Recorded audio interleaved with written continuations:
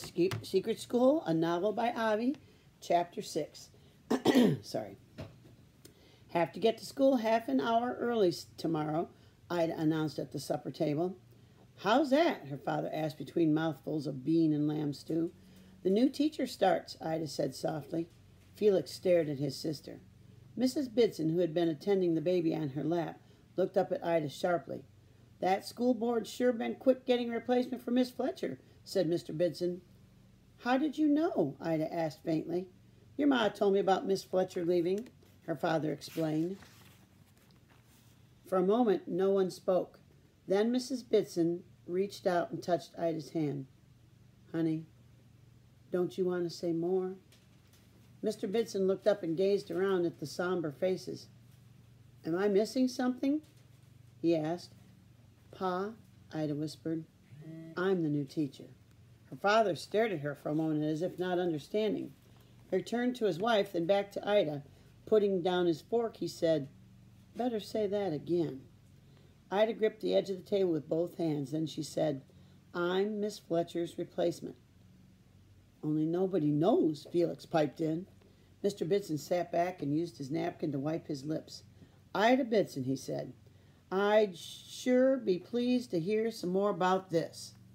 Ida gave a pleading look at her mother, who responded with a tiny nod of encouragement.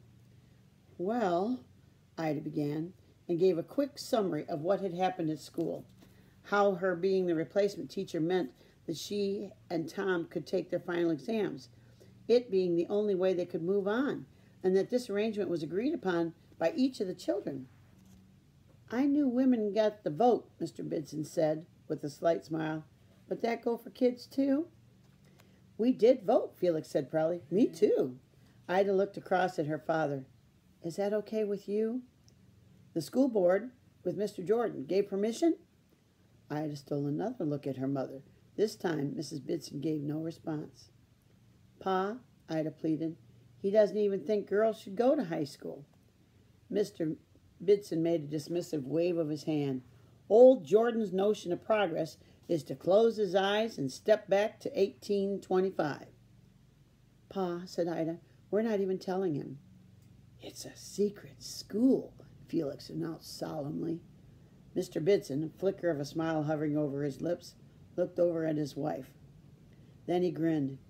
Kids, you have as much chance keeping secrets in the valley as you do growing oranges. But see here, Ida, my love, I won't quarrel none. I'm going to have to say something, though. The farm comes first, before any high school. Ida swallowed hard. I understand. Mr. Bidson nodded. All right, then, he said. Give it a try. I wish you luck. But it has to be a secret, Ida reminded him. Her father laughed. Won't even tell the sheep. The next morning, Ida got up at 4:30, milked the cow, mucked the stall, and spread grain for the chickens. After a hasty breakfast, she pinned up her hair.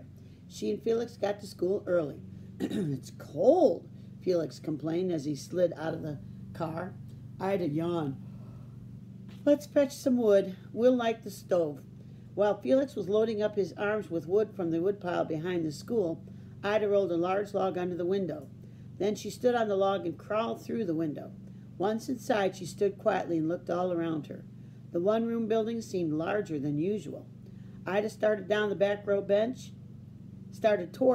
bench. Catching herself, she moved to the teacher's desk. When she reached it, she stopped and touched the cool wooden surface. A chill went through her body. Taking off her coat, Ida automatically moved toward the girl's wardrobe, only to catch herself again. She made herself use the teacher's hook. Then she had to force herself to sit in the teacher's chair.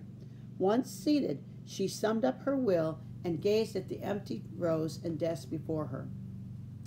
I'm 14 years old and a dumb Dora, she whispered out loud. There was a knock on the door. Stomach queasy, holding her breath, Ida opened the door. It was only Felix. Hey, Ida, he cried. What took you so long? Give me a hand. He staggered in under the load of wood. Felix, she replied, trying to control her voice, though I'm still your sister, and you may call me Ida at home. In school, henceforward, I'm your teacher, and you must call me Miss Bidson. She took a few of the logs out of his arms. Felix dropped the raiding wood in the wood box.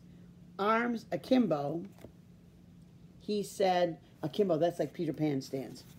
That mean you're going to talk like a teacher too? The proper words are going to. Felix glared at her and then escaped outside.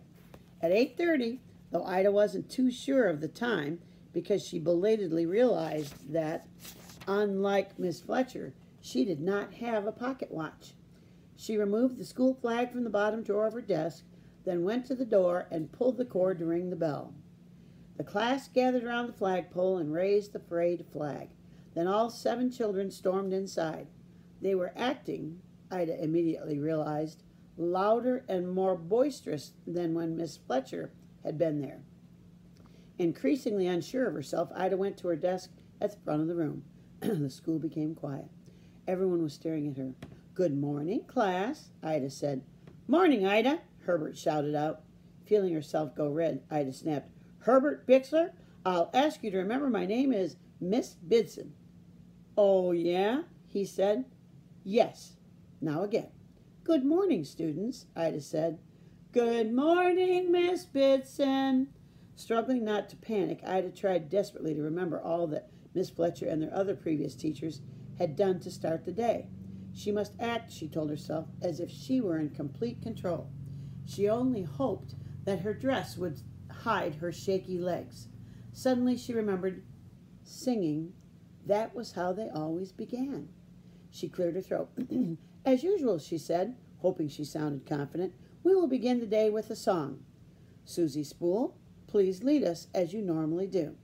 The children stood, and Susie came to the recitation spot in front of the room and began to sing Amazing Grace.